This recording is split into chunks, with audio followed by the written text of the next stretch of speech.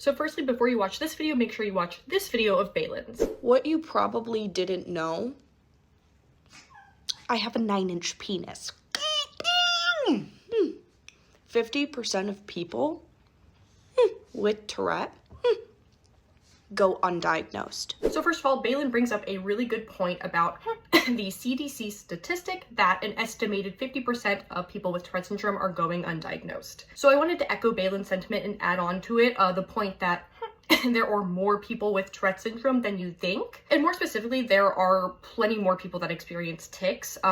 Tourette syndrome is a tic disorder part of a spectrum. So there's a lot more people who experience tics, whether that be provisionally or in a lifelong way, than you would think. There's another statistic that shows this like really blindingly. So another study from the CDC, which used a sample of school-age students ages 5 to 14, showed that 1 in 50 school-age children experience Tourette syndrome or another persistent tic disorder. 1 in 50 feels like a really large number, but that's because this study was looking at very specifically persistent tic disorders, which encompasses Tourette syndrome and other persistent tic disorders, such as persistent vocal tic disorder and persistent motor tic disorder, also referred to as chronic motor and chronic vocal tic disorders. These kinds of prevalence statistics are really important to gather and reference. The CDC has been the primary resource within the US for a lot of the prevalence research studies, as well as other research studies on Tourette syndrome and other tic disorders.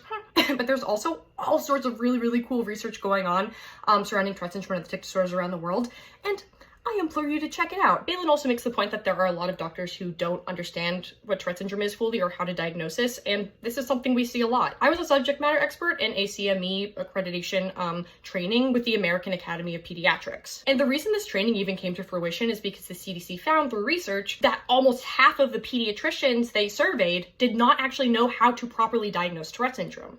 And that's concerning. And there are other reasons people aren't getting diagnosed.